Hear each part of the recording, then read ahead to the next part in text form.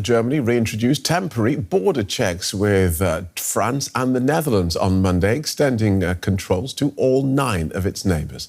Now, the German government says the move was necessary to control the high number of migrants reaching the country and that they will continue for at least the next 6 months. But critics say the controls threatens the EU's Schengen area rules on freedom of movement. Cars being pulled over, documents checked, and this continues all day. Germany has extended border checks like these to all of its 9 land borders. The border checks that have been temporarily reintroduced today are aimed at combating terrorist threats, as well as smuggling, but also consistently enforcing re-entry bans and limiting irregular migration. Commuters here at the German-French border show understanding for Germany's move. It's not a bad idea. I'm in favor of it. There's too much chaos.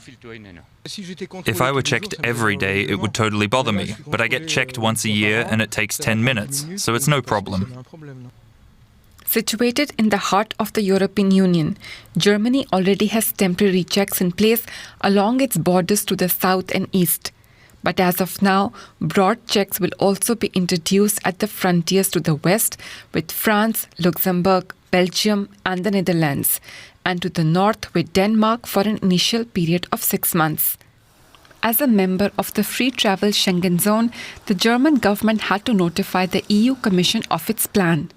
The Schengen zone consists of most EU countries and some of its neighbours. Founded in 1985, this area guarantees free movement without border controls or passport checks. These measures can be reintroduced exceptionally when there is a threat to national internal security. Germany's decision hasn't gone down well with some other EU countries. They fear it undermines the Schengen zone. Poland's Prime Minister Donald Tusk says it's unacceptable. We will ask other countries affected by Berlin's decisions to consult urgently in the coming hours on action within the European Union on this issue. We will consult with all of Germany's neighbours.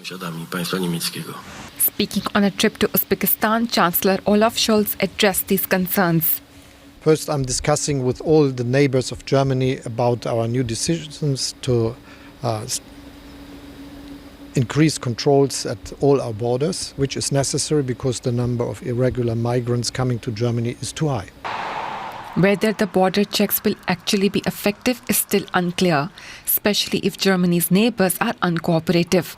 The impact on the EU as a whole is likely to depend on how much travel and trade are affected. Let's pick up some of those points with our political correspondent, Leonie von Hammerstein. Welcome, Leonie. Will these new border controls make any difference? Well, that's a very good question, and the answer depends a lot on who you ask. You know, if you ask Interior Minister Nancy Faeser, she will tell you that Germany prevented 30,000 unauthorized entries since it introduced border controls at 4 of its borders last October. She will also say that Germany has seen a drop in asylum applications, over the first 8 months of this year, and attribute this drop to these border controls. Now, if you ask migration experts, a lot of them take a very different view on the matter and say that it's very difficult to really prove that the drop in these numbers of asylum applications, for example, really, goes back to these border controls, that migration is a very complicated process, and the number of people that arrive at Germany borders also has a lot to do with how Germany's neighbors and, the EU's external borders are being protected. So it's not very straightforward to answer these questions. And Germany has just introduced border checks at all of its land borders. So we'll observe the situation very closely and see what kind of impact it will have. Because the suspicion is this is less about terrorism and controlling irregular migration, and it's really about fighting off an electoral threat from Germany's far-right groups. Exactly. I think there's a lot that goes into the timing of this decision. And you mentioned, one big part of it, which is these two regional elections in two of Germany's eastern states just a few weeks ago. And there's a third one coming up this weekend where the far-right AfD party is also polling at around 27%. So Germany's governing parties really are trying to regain electoral support. There's a very bitter debate on migration that has been reignited by a few Islamist-linked attacks. The far-right party has really been able to drive that debate with the conservative opposition party, CDU-CSU, also really calling for very repressive migration policy and really pressuring the government to move towards sort of a harder stance on migration. We just heard the Polish Prime Minister sounding quite upset at these measures. Is it just Poland that has a problem with this? No, it's not just Poland. We've also heard reactions from Austria, another one of Germany's neighbors, that has been very clear that it won't take any people being turned away at Germany's borders. We've also heard very critical reactions from Greece. Now, it is interesting to note that there also have been positive reactions, notably from a few far-right leaders in Europe, including Viktor Orban, Hungary's prime minister, who has tweeted, "Welcome to the club," to Olaf Scholz. There have been positive reactions from the far-right party in the Netherlands too. But a lot of people fear that sort of it will set off this type of chain reaction, that Germany acting this way will set off a chain reactions and spread to its neighbors, that they will introduce similar measures. Okay, thank you for that, Leonie. Leonie von Hammerstein, DW's political correspondent. Let's pick up some of those points with Raphael Bossong, who's an expert on European migration policy from the German Institute for International and Security Affairs. Welcome back to DW.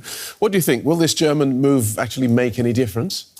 It's hard to tell. I mean, surely it sends a signal to, both European neighbors and also migrants that Germany isn't as open and welcoming anymore. But in how far it actually decreases numbers is anybody's guess. I mean, the numbers have been decreasing this year already for some 20% or so. But I think the bigger factor is still how the European neighborhood looks like, how the war in Ukraine is going, what the situation in the Middle East is like. So a lot of factors beyond our control. But yeah, I mean, relatively speaking, it's going to bring down the numbers somewhat.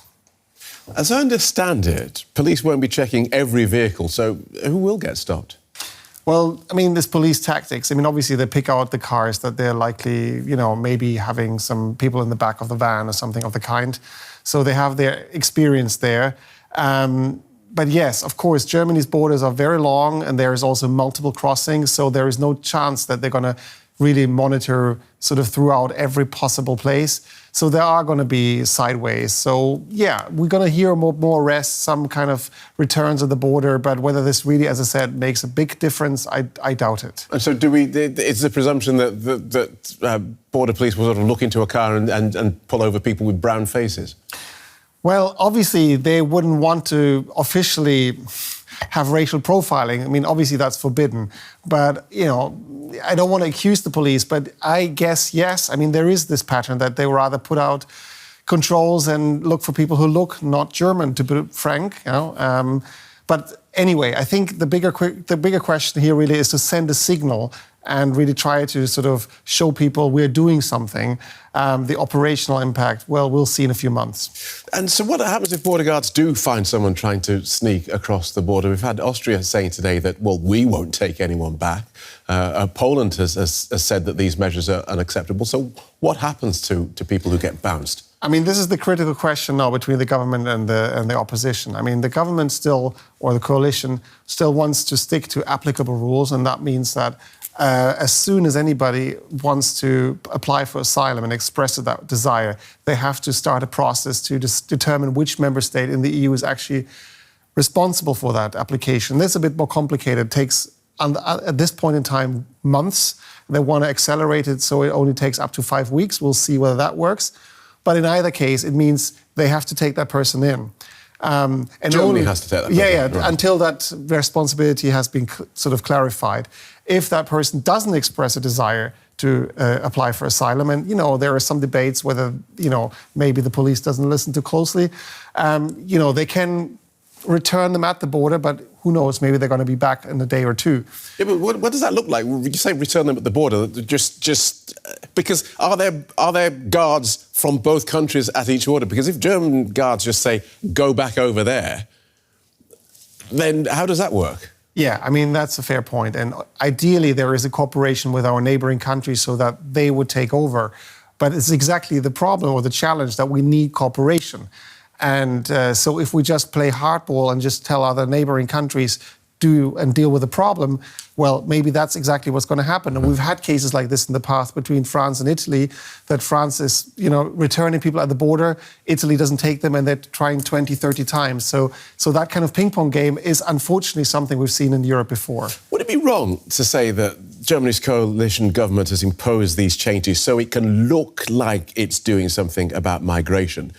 Because essentially the far-right anti-migration AfD party is eating into their support. This is politics, not really about migration numbers.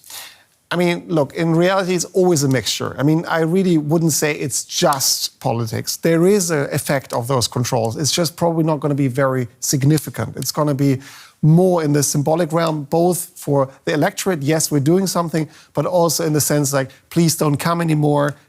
Germany isn't a welcoming country anymore. So, yes, I mean, I think you have a point. The kind of the heat and the kind of speed with which these measures are now being introduced is clearly driven by electoral concerns.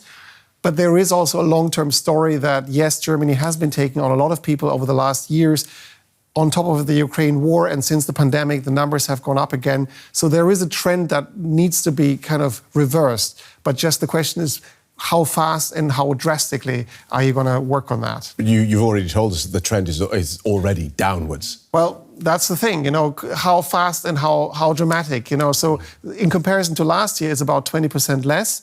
But we're still well over 200, 250,000 probably by the year. And for many people, that's still too much. So it is a room for interpretation. I personally wouldn't think that Germany is in a state of emergency, as some people on the opposition are arguing for. But I see the argument in general that, yes, we have a real strain on our capacities to take in people. And so hopefully, people calm down a little bit in a week or two or a month. We'll come to a more reasonable debate to say, okay, we'll just have to take more time to get these numbers under control and not just alienate our neighbors and run after right-wing extremists. We've been arguing about this in Europe loudly since 2015. This year, the EU came up with a deal on migration and asylum. Why is this still an argument? Well, again, it's a long story, but, one issue is that it's an implementation of 2 years. So this is 10 laws that have been agreed in May. It's very complex. It's a huge compromise, also not particularly satisfying for Germany, but it's a compromise. So something we should be working on together. But the implementation deadline is 2 years off. And for, from the political side of view and for the opposition and in light of the recent elections, the mood in Germany has shifted. With the terrorist attack, it's, something has to happen now. And so this is the kind of dilemma we're in. The government's saying, okay, look, we have this agreement, we're working towards it, but on the other side, maybe time is running out and, people are not really following us anymore. So that's the dilemma we're in. Right. Thanks for talking us through that. Raphael Bossong from the German Institute for International and Security Affairs. Thank you. Welcome.